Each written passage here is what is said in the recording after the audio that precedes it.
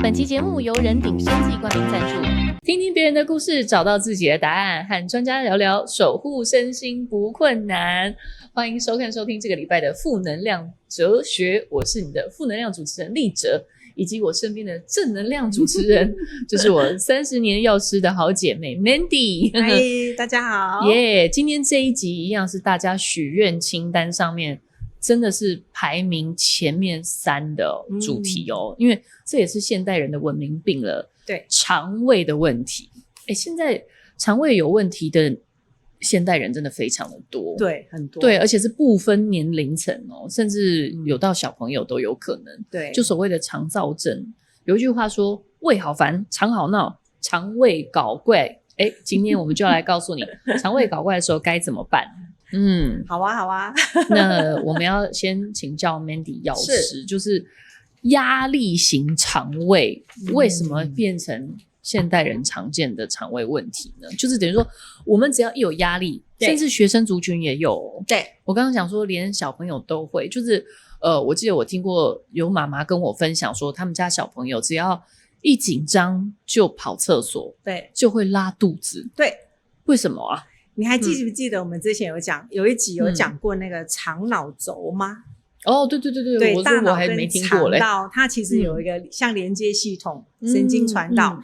对，所以呢，你会发现说，当你肠道有状况的时候，你紧张的时候，可能就会影响你的肠道，可能蠕动就会加快。焦虑紧张的人，他可能就是肠道就会有蠕动比较快的状态。对，就拉肚子，一紧张就拉肚子，有没有？对，所以我记得我们那集还讲了一个这个结论说，肠胃就是你第二个脑。对，肠是你的第二个大脑。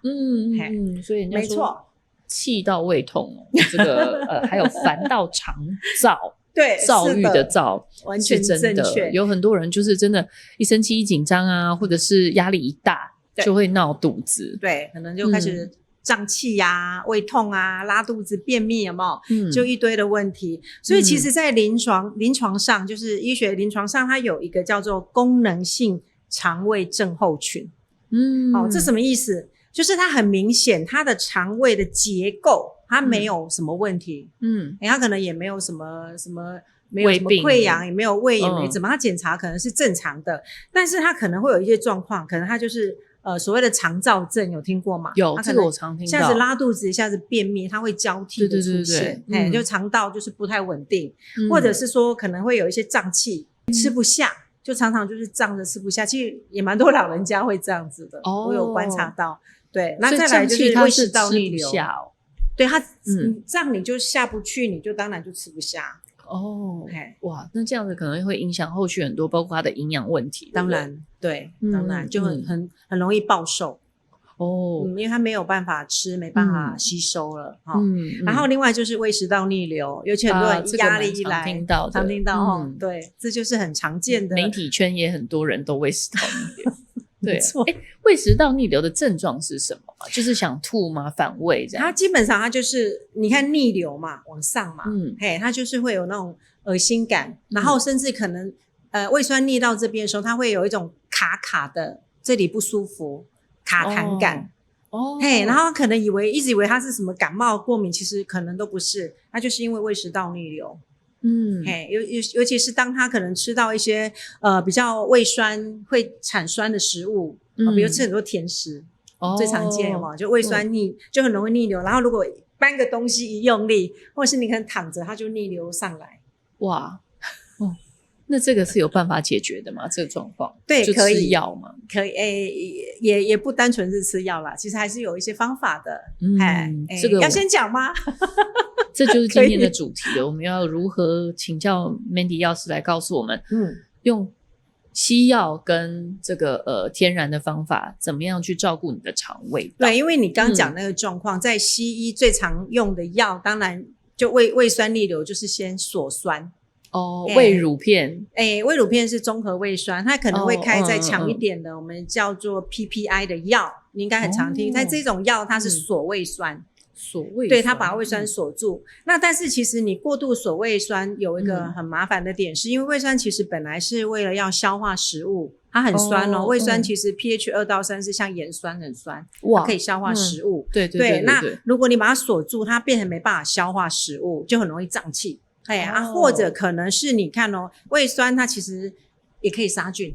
对，你的食物里面可能有一些细菌，那你如果没有，你把它锁住，它变成没有办法杀菌，可能有不好的菌在增殖，你也不知道。就会有其他的问题。再来就是有很多的像钙啊、镁啊、铁这些可能吸收就会变差。对，这样子听起来好像西药的这个什么 PPI 的药不是很好对健康好像对，不能够一直长期一直吃，你还是要找到你的根源来处理。对，好。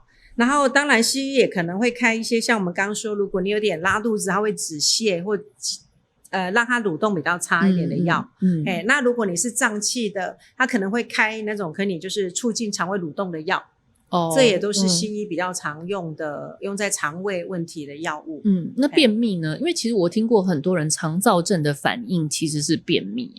所以你会发现现代人，尤其是你去看各式各样的广告，尤其是营养食品、保健食品等等，很多都强调就是促进肠胃道蠕动，帮助你肠道排便顺畅这样。我觉得这好像便秘也是很常见的现代文明病。对，对，所以其实在台湾我觉得非常多人在吃益生菌啊，老实讲是好事。你改变肠道的菌虫，让它蠕动比较好，然后纤维质再吃多一点，你就会就是肠道蠕动就会更好。我觉得这是 OK。 但也有一些西药啊，就是医生可能会开一些西药，就是那个泻剂。但如果你太常吃的话，你又变成我有时候开玩笑直肠子，你不吃它就不蠕动了。可是有些减肥的人也会利用这种药物让自己就是什么排毒啊，然后瘦身。对，有这种其实会不会有副作用？其实还是有。如果你用的是西药成分，其实还是要特别注意。也不能够吃太多这种药物。因为我会这样问，就是我有朋友他为了减肥，但是他也有便秘问题，他就觉得那我就是吃类似泻药的这种，它其实叫做营养食品啦，就是一些不同的剂型，可能像番泻干这一类的。对，那我就在想说这样子这么激进的瘦身法 OK 吗？不能够太常吃啦，不然会有黑肠子问题。黑肠子是什么？对，就是如果他长期吃那种药，你发现如果他去做大肠镜，你对会那种黑肠子会黑黑的。是哦。对，所以其实也不建议这样吃。其实有很多的纤维质或者是真的就是酵素帮助你排便的，其实是真的是可以吃啦。那蔬果真的就是大量吃就对了。所以我们要怎么样吃才是对肠胃道好的呢？来，我们就讲到重点，因为刚刚那些药物的部分都是治标不治本嘛。没错。对，所以其实现在很多人会走向比如说可能比较偏自然疗法、功能医学这方面，想来找一些根本解决方案。对，所以根本解决方案我其实可以从几个点来哈。第一个，其实你看如果一个人容易焦虑紧张，他就容易拉肚子。对啊，刚刚都讲肠燥症，稍微放松一点。你可能补充，对，你可能补充一点点镁。又是镁，听起来万能的镁。然后我们记得以前那一集失眠有讲到 GABA 谷维素这一类，对，天然的放松剂，对，这些都可以让它减压，然后舒缓，不要那么的燥。这些也是有帮助。好，那第二个当然就是调节它的肠象。对，那肠象的部分呢，你应该听过肠子的菌相，对，你听过益生菌吗？有。好，那益生菌的食物叫什么？益生菌的食物就叫做益生元。对，因为我刚刚在想说益生菌的食物叫做什么，就是益生菌食物。对，益生元。对，我们会把它叫益生元那可能是一些像寡糖、果寡糖啊，或者是蔬菜类的纤维质，这些都是菌的食物。都是益生菌吃的东西。所以你只要多摄取这样子的食物，原型食物，益生菌自然就会来，是这个意思吗？对，益生菌就喜欢那个环境。然后再来它就是益生菌加这个食物产生的这个结果，我们叫它后生元。我真的第一次听过这些名词。对，这个呢，现在我觉得现在的人就越来越多，这个产品很多都从国外进来，日本来的、德国来的，他们有很多这种后生元的产品。所以这个也是一种保健食品，后生元。对对对，它就叫后生元，它就叫后生元。然后它最主要里面的成分，后生是一个翻译吗？还是什么？因为这个是后面产生的嘛，生产对，后面产生的。你看它从益生菌加益生元，就最后面产生了这个东西。那它里面有一些就是所谓的益生菌代谢后的一些成分，像跟这个纤维质就是益生元产生的结果，可能会有一些像短链的脂肪酸。什么乙酸、丁酸，它可以抗发炎、修复黏膜的部分，或是乳酸，乳酸可以抑菌。修复黏膜其实就是肠胃道里面的那些黏膜。对对对，而且对全身的黏膜也都有一些帮助然后调节免疫，像你听过多糖体吧？有。对，其实多糖体也是对肠道有提升免疫的功能，这也很常用到的好，所以这样的概念就是现在比较多人会使用怎么去调整这个肠相，然后让你的肠胃健康，身体肠胃就会乖乖的免疫力也比较好，对，就不会闹肚子。对，没错。原来是这样，就是这个是用健康的方式，就是比起吃那些刚刚讲的，就是可能会造成反而身体不平衡的药，对，一些西药来讲会比较好一点的。那像胃乳片这种东西，多吃会有问题吗？胃乳片它最主要里面是铝跟镁的成分。氧化镁跟氢氧化铝，那个铝alumi听过铝吗？有。铝常常吃会怎样？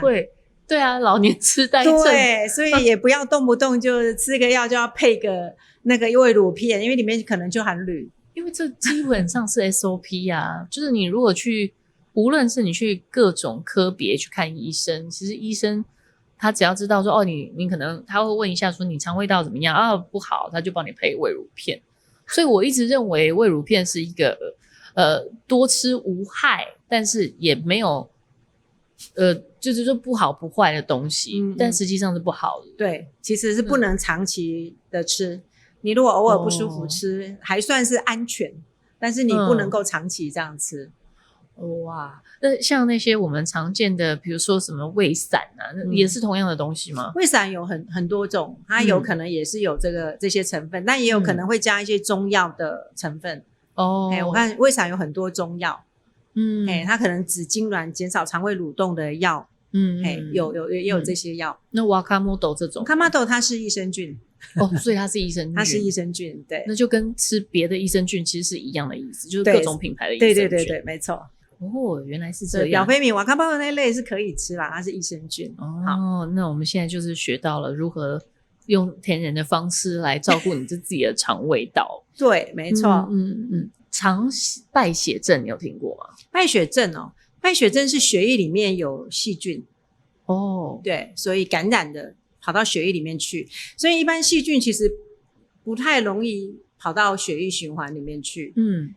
基本上有一个可能一个状况就是肠漏了。肠道漏了。什么叫肠漏？肠漏你听过吗？没有。什么叫肠道漏了？好，其实肠漏是这样子当然可能不只是败血症这件问题，细菌跑进去，其实有很多的东西都可能跑进去身体里产生一连串的反应。好，我们来讲一下那个肠漏肠漏就是说你基本上我们的肠道它的细胞它是一个一个接着排得很好，很整齐那你正常当你食物进来的时候它会经过这个地方，就是会消化，把它分解成小分子，然后再带到下面的血液循环，然后再带到肝脏去解毒。我们身体其实是这样跑的。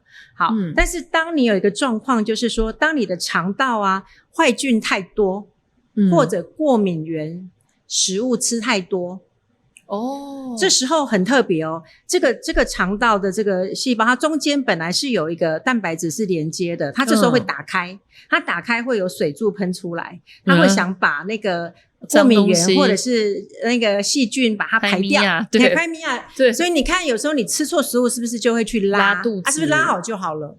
对啊，所以我因为我们上次不是有聊过敏那一集嘛，那过敏那集其实就有聊到说有些人的过敏症状是用拉肚子来表现。对，对，所以它其实正常是拉完就好，对不对？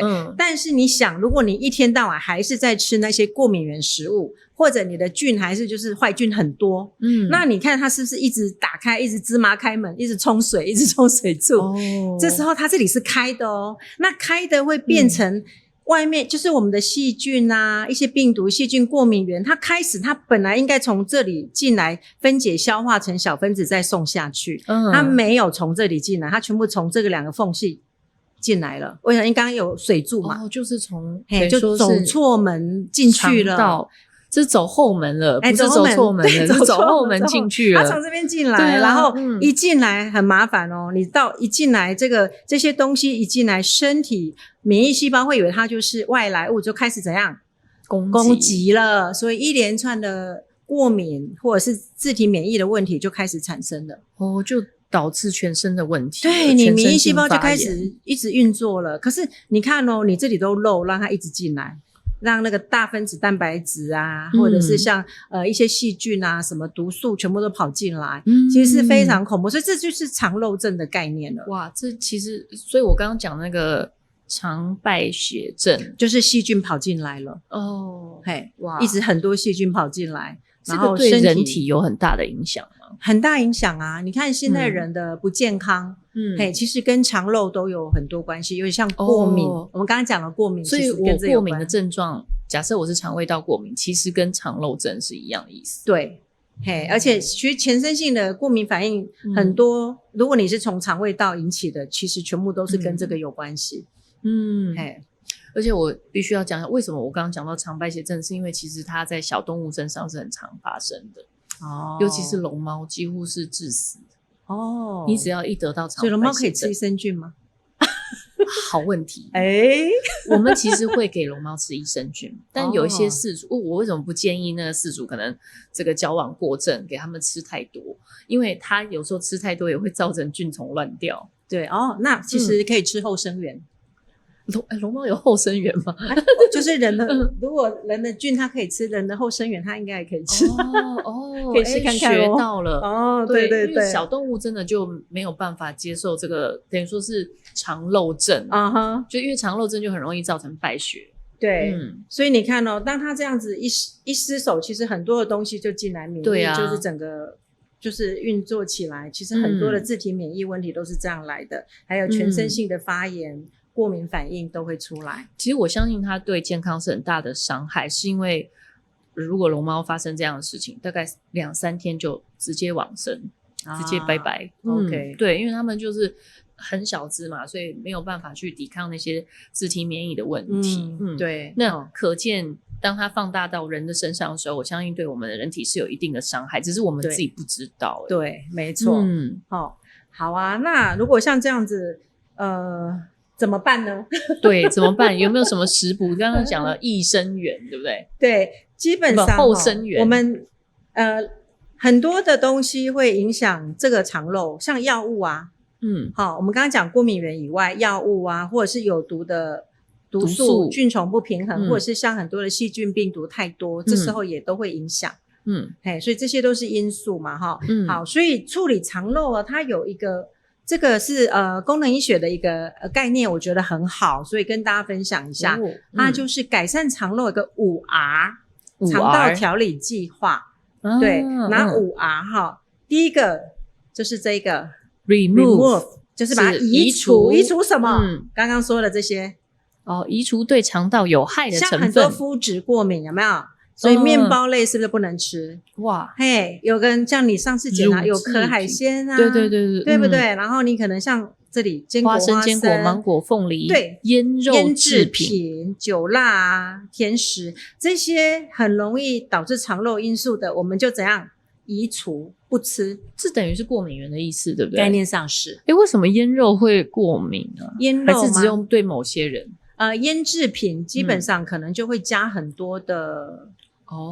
什么盐啊这些，对，或也许有些化学加工的东西，对，加工制剂。我们不是讲过要尽量吃原型食物？没错。对，所以移除我们不要的移除。好，那第二个就这个 repair， 对 repair 是修复所以修复什么？受损的消化道。对，刚刚那个黏膜要修复，那这个你一定听过麩酰氨酸。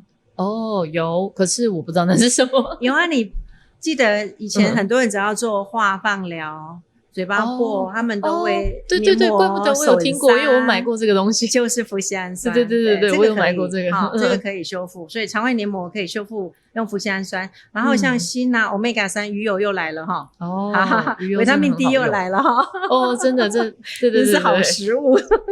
这是人体必须。对，这些都是修复的一个原料。还有，其实纤维质很重要。哦，纤维质就是我们刚刚讲的那个益生元嘛，它会让菌的食物，然后让它产生一些很好的像乳酸或者是一些很好的酸，可以帮助修复这个黏膜。所以是好的。好，再来是 replace。对 ，replace 就是替代。替代的意思是什么？你可能需要保护肠道的东西。对，像有些人他已经很容易胀气了，或是他有胃食道逆流，或者是有一些消化不良，你这时候可以补充一些消化酵素，或者是我们刚刚讲纤维、益生元，或是后生元，用一些东西来替代，来帮助他就是肠胃比较顺畅一点。这个是可以协助的。我记得我有一个图想要跟大家分享的是关于胃啦，正常的健康的胃。胃食道逆流的人啊，胃食道逆流的人基本上这个地方就是我们的这里叫贲门，这里的括约肌一般正常人这也是会关着的。但有些人他可能胃食道逆流过度，这个地方或者是年纪大，他这边的肌肉可能变松弛了。那松弛本来是紧闭的，变成怎样？开开的，所以很容易就胃酸逆流。所以如果你吃饱饭后吃一点点消化酵素，把它怎样消化下去，是不是减少胃在那食物在胃的时间，就比较不会太多的胃酸，就比较顺畅。这个也可以减少胃食道逆流。所以这个是吃酵素。对，吃酵素对它会是有帮助的。把它赶快消化掉。好，所以我会想到这个，是因为在这里的替代补充，我会建议，如果你有胃食道逆流的人，可以补充一点这个消化酵素，然后膳食纤维，对，或者是后生元，这个都会很有帮助。其实后生元还是我真的第一次听过，很特别的哈。对，好，那接下来是这个重建这个平衡。重新平衡，也就是一样我们刚刚讲的益生菌啊、益生元啊，这些让这个肠道重新恢复健康的状态。Reinoculate 重建菌丛生态平衡。对，这个是重新喂养好菌的概念啦。这个是重新喂养。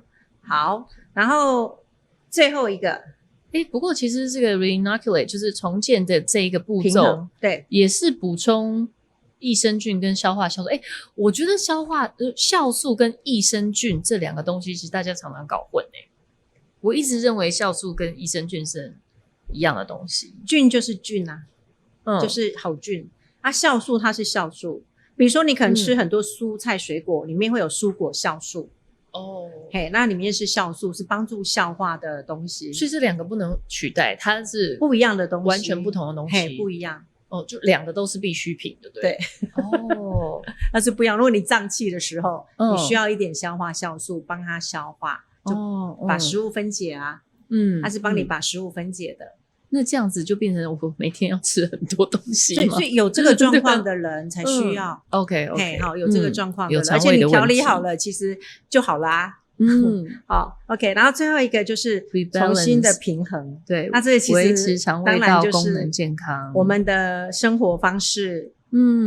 这里重新平衡，对，调整生活方式，均衡饮食，这有点难，管理压力，这有点难。所以不是只靠吃，所谓舒压方式，其实很多东西也是身体跟心灵的舒压。对，那彼此是会有影响的。对，人家就说生理影响心理，心理影响生理。对，没错。所以这个就是5R 的计划，因为我觉得蛮好的，跟大家分享这个部分。所以顾好这5R，肠胃道也能够调理的好。对，原来是这样子啊。所以其实肠胃道搞怪基本上是一种身体在求救的讯号，对吗？是啊，没错。当然有些地雷食物要注意啦。还有哪些？甜的啊，咖啡茶太多，甜一吃你就容易胃酸分泌了哦。胃食道逆流的人真的要留意。还有什么不能吃？然后咖啡茶，这都是比较刺激的，对，刺激胃酸的。现代人就是离不开咖啡跟茶呀。然后那个气泡饮料啊、糖啊，都会让坏菌滋长啊。你说汽水这种的，就是气泡饮料。气泡饮料，对，产气就胀嘛。你就已经胀了，就更不舒服。那我猜猜看，是不是还有油炸的？所以我们大家爱吃的各种美食都是对肠胃道不友善的。对，所以最重要是管好你的嘴。真的，祸从口入。对，病从口入。病从口入，祸从口出。对，病从口入，对，没错啊。然后再来就是你要多吃一些好的蔬菜类啦。像什么高丽菜、牛蒡有没有？这些对肠胃好的，地瓜叶啊、秋葵啊，这些对肠胃都很好。是不是有一点黏黏的东西，有黏黏的这个材质的食物？对，还不错，就是对肠胃道不错的。对，确实，感觉它就是在修复黏膜。对，听起来是。OK， 没错哈。然后还有蛋白质的食物就是清爽一点，用清蒸的啦。这些如果你真的肠胃不太好的时候，可以补充哈。清蒸的，对。然后比较寒，就是肠胃蠕动比较差，容易胀气，可以吃一点点姜。我以前都会叫我的客人说，你就炒菜你就放一点姜，因为姜就是循环会比较好，暖胃，还有暖胃的功能，还有暖宫，就是姜暖宫对，就是以中医的理论而言，对，没错。所以这个葱姜蒜其实都是益生元的来源。对，蔬菜啊。因为的确很多人就说吃葱姜蒜能够提升免疫力啊，干嘛的，就是整个肠胃道提升起来，其实全身都会有帮助，就对了。